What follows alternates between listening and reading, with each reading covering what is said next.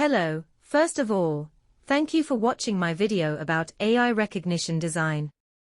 This video summarizes my philosophy regarding my research and design.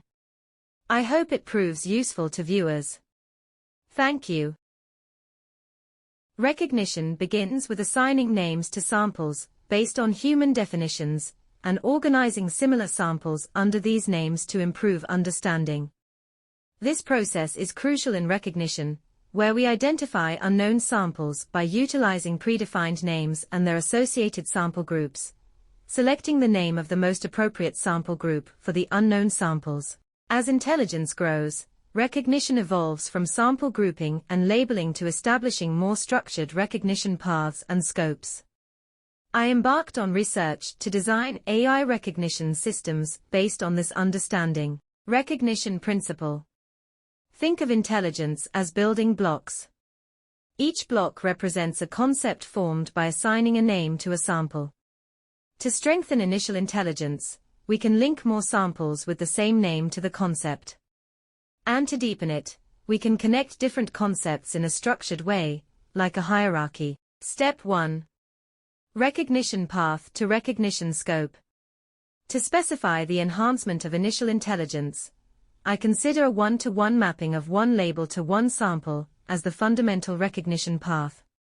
This figure illustrates how repetitively mapping similar samples to the same label reinforces a recognition path, expanding the recognition scope from one-to-one to n-to-1 as more training samples accumulate over time. Step 2. Recognition path to recognition depth. I establish recognition depth using a hierarchical structure with 3 levels of labels. The figure illustrates how the recognition path transitions from a one-to-one to a one-to-many mapping when employing 3-level labels for the same sample, offering a diverse approach to object recognition. Higher-level labels encompass lower-level labels, resulting in broader recognition scopes and mapping more samples. Thus, the gradual recognition from grandparent to parent and child levels, as depicted in the figure, is vital. Step 3. Outside AI scope and AI with epoch. The figure depicts a scenario where I intentionally picked random samples from a group labeled vehicles to create dataset A1.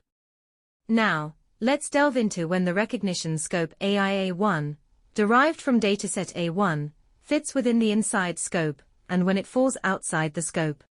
Inside AI scope indicates how well AI A1, as shown in this figure, recognizes sample A2 from subset A, not dataset A1, as fitting within AI A1 scope.